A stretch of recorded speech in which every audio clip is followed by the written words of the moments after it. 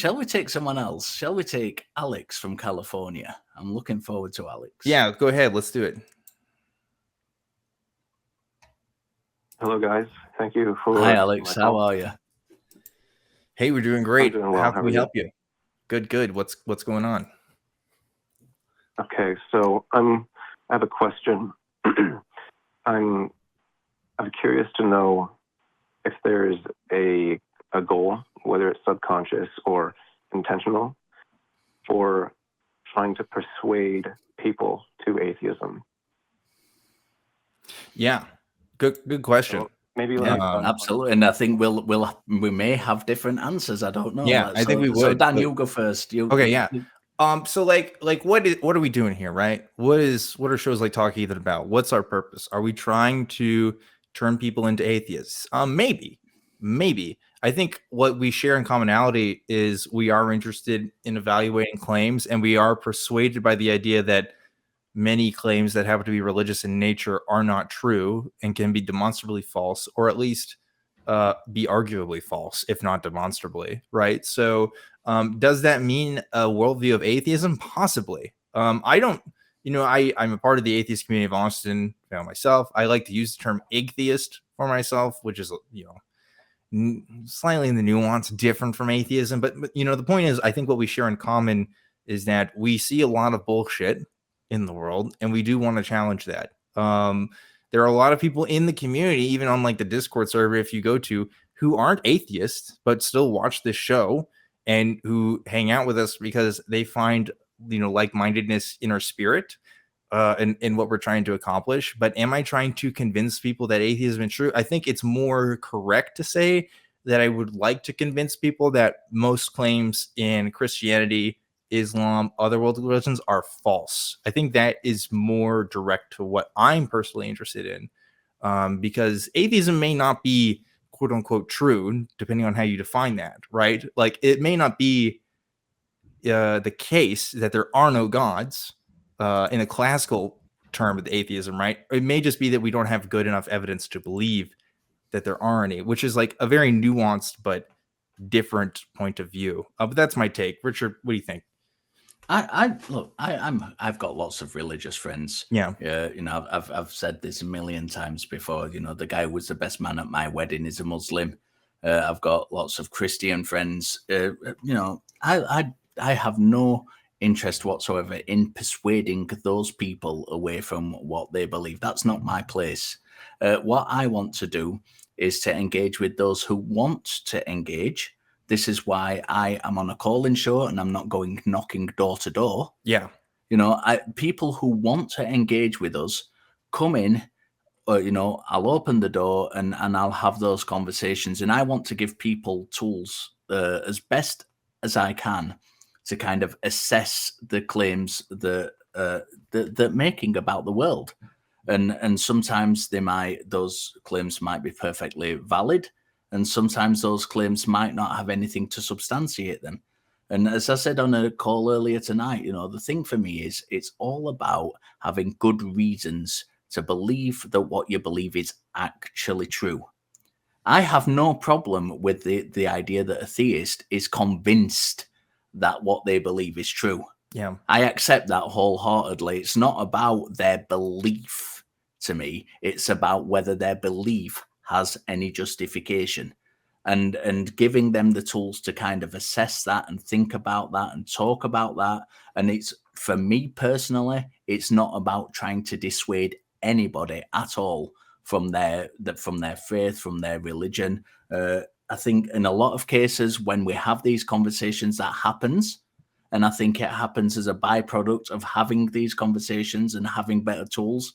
There are biblical scholars who started off as Christian and who went into, college and university and things, and literally as Christians wanting to strengthen their faith, and they came out atheists or agnostics on the other end because of the methodologies that we use in kind of studying these things. And they realized that, not a lot of it actually makes sense when compared to what they were taught growing up. And I spoke to a Muslim recently, very recently, who's doing the same degree as I am, who kind of came in as a Muslim, and they didn't express doubt, but what they said was, and I found this really, really interesting after we'd been talking about Islam, and they said, I did not know that. I did not know half of the stuff I've just learned, and I've been a lifelong Muslim. And it's just opening yourself to methodology, opening yourself to the way you ask questions, to the way you look at the world, and to the way you ask questions. And I think it's very, very important, as I mentioned earlier on, to kind of separate an apologist from a scholar, because a scholar will follow the evidence to where it leads, and an apologist will start with a conclusion and look for evidence to back up that conclusion. And that is a vital difference. And I've been talking a long time. Alex, please respond to both myself and Dan. Mm-hmm. So I think those are fair responses, and it sounds pretty in line with my my understanding of most atheists. It's an intellectual perspective. So my second question is, would you consider it a victory or not?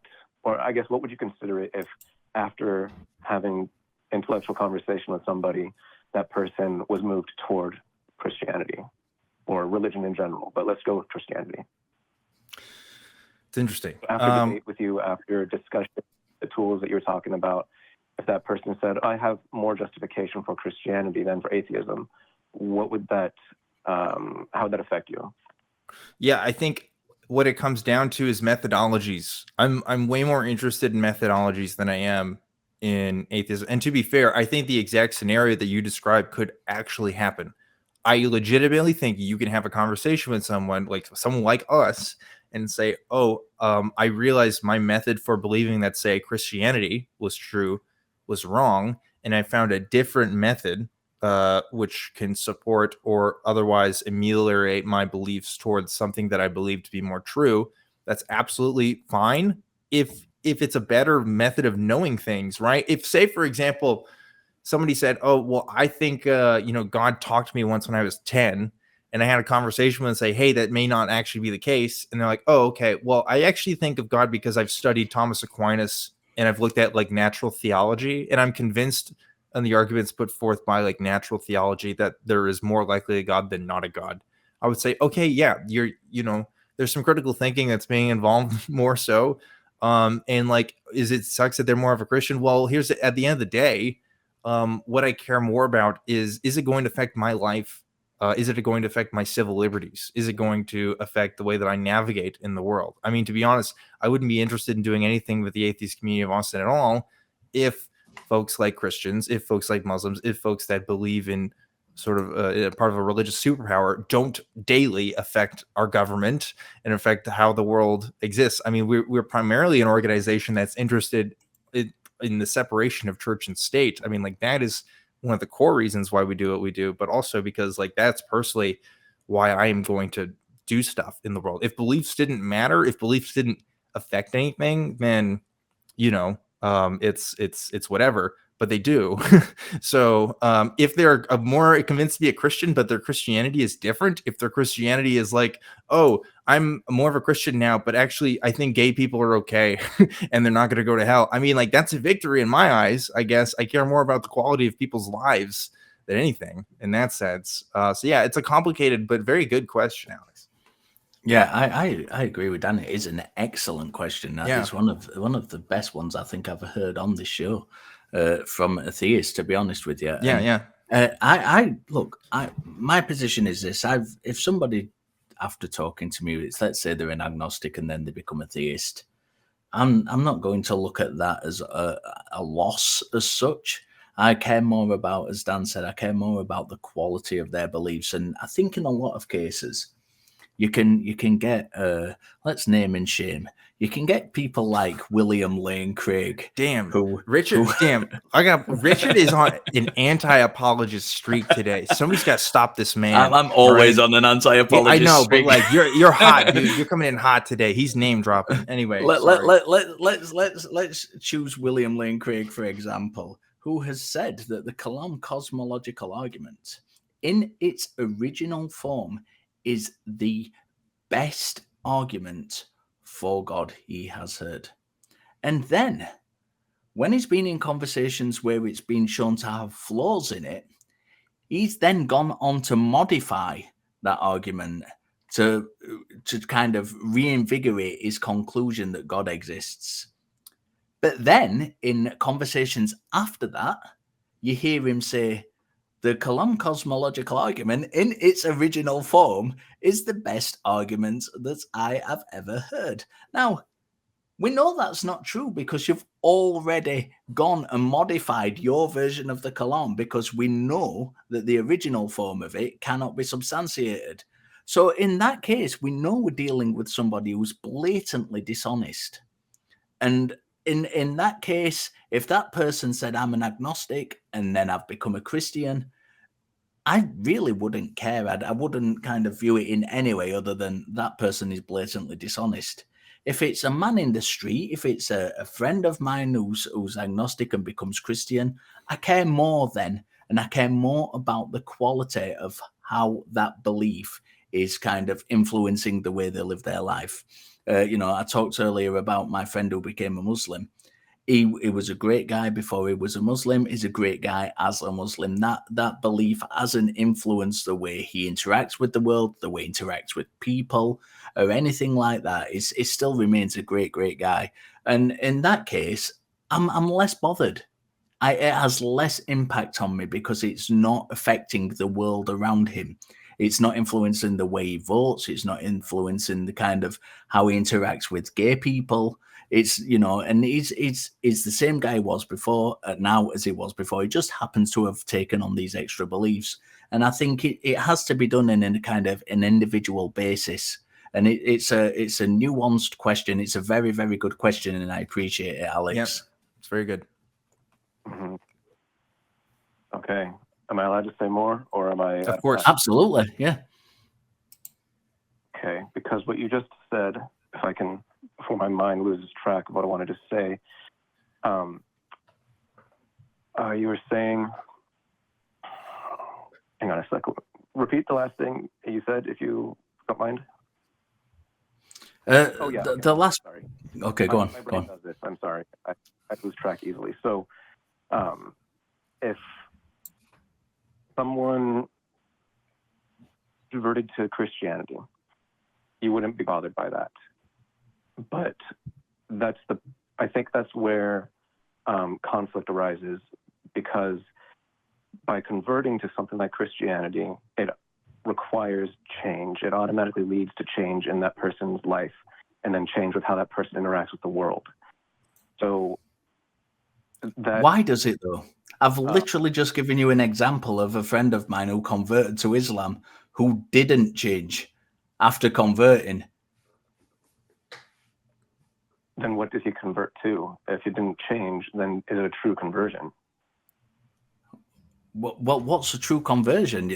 I think that presupposes that a God actually exists and that there is only one way to kind of truly convert to this God. Okay, so I'll focus on Christianity because I'm not familiar enough with Islam. And my thought is, if you convert to Christianity, then now you realize that you have to change because you live in sin. We all live in sin. And if we sin against God, then we're separated from God. We accept that Jesus Christ is Lord and Savior. That means you automatically start becoming, or not automatically, you steadily become more and more Christ-like. That's the whole point of becoming a Christian. So you will naturally change over time. Your views will become different. And many people go to some extremes, and they do things that might be well intentioned, but poorly executed. maybe in bad taste, like hating. You're not supposed to hate people. We all know God says you're to love your neighbor. So our change should be from a hateful heart to a loving heart. And our change should be to a prayerful life. So you're going to see that change in your friend who converts to Christianity. You're going to see him want to go to church more, to want to serve more, to care about the things that God cares about, and to dislike the things God dislikes.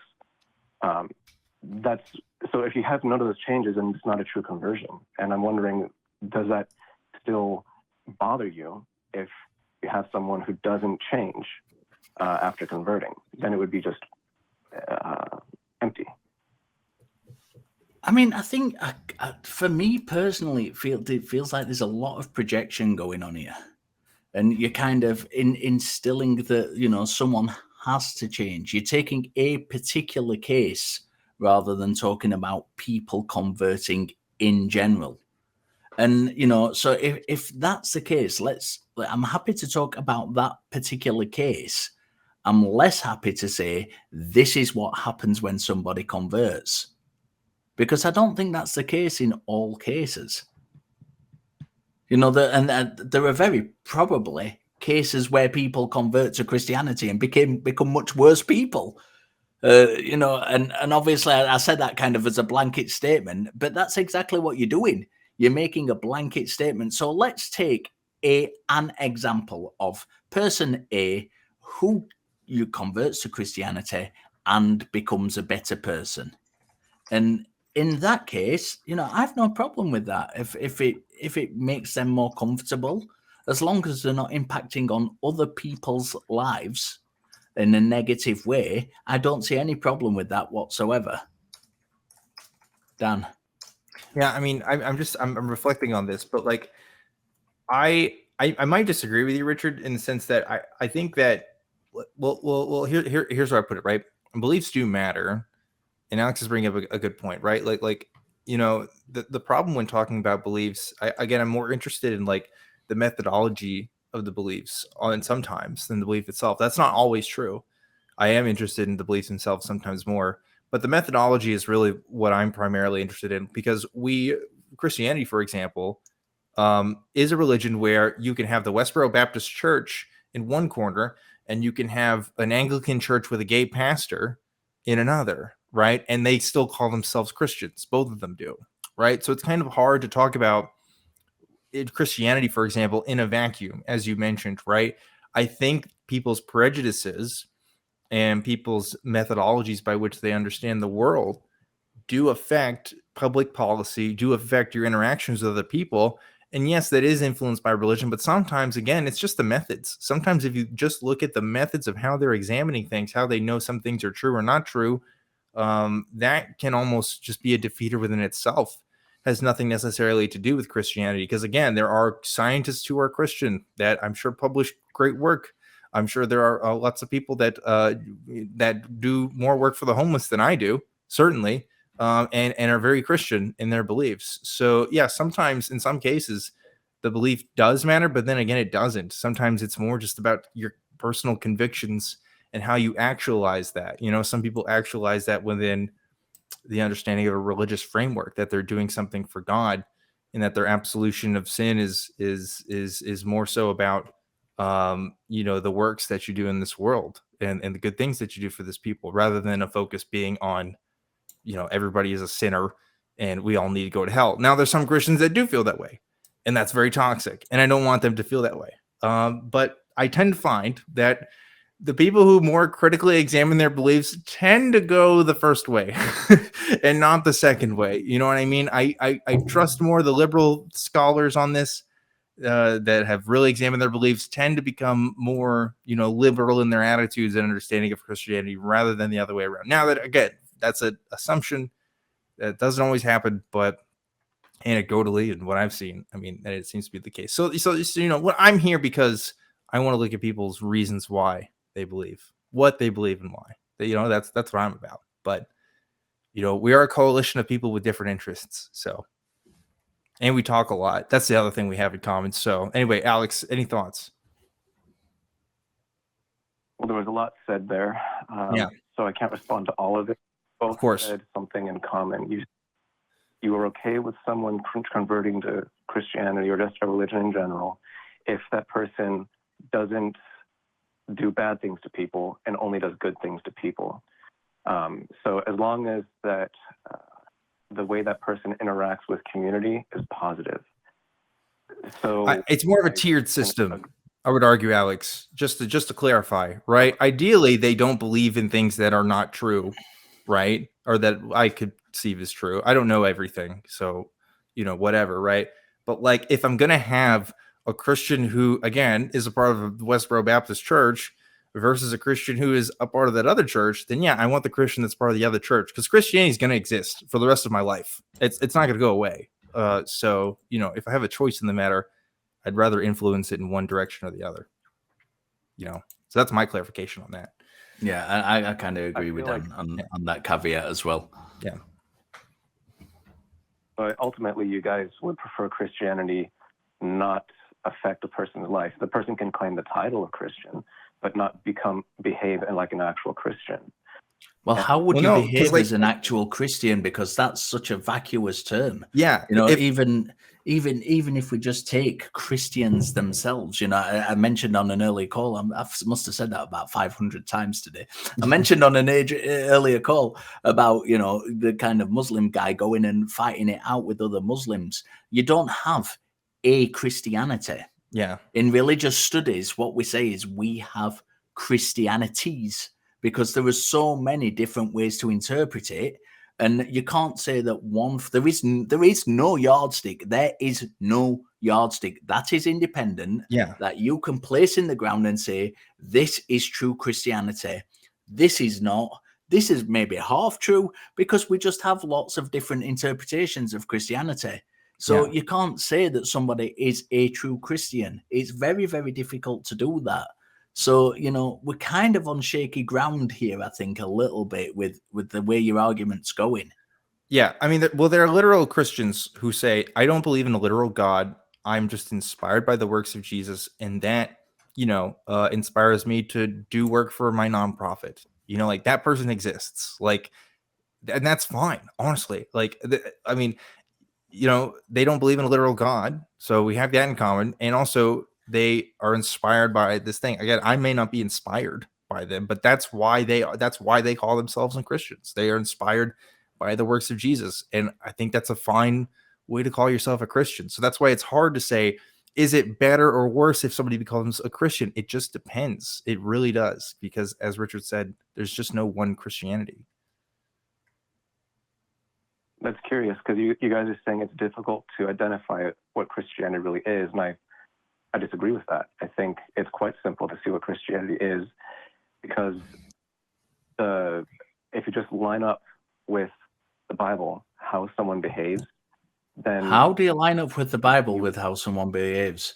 If let's say God is the arbiter of how people behave and gives the instructions of how people behave, where in the Bible can we determine, either through his instructions or through his actions, where do we determine what is right behavior?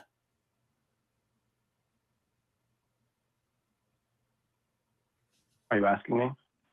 Yes, I'm asking you. Where in the Bible do we determine what is right behavior if we say that God is the arbiter of right behavior through either his instructions or his actions? It's all throughout the Bible. Instructions are everywhere. The 10 Commandments are the first set of instructions. Okay. And then, so, Alex, listen, we are going to have to wrap. We are coming on up against a hard stop against the end of the show. Please call back, because I want you to go away and think about that question specifically. I don't just want an all throughout the Bible answer.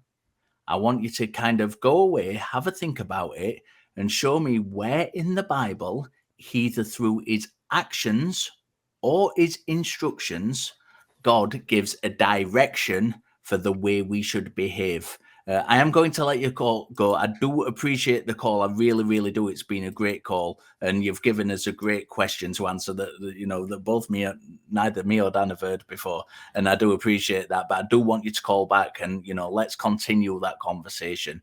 I really do want to continue the next time I'm on. Please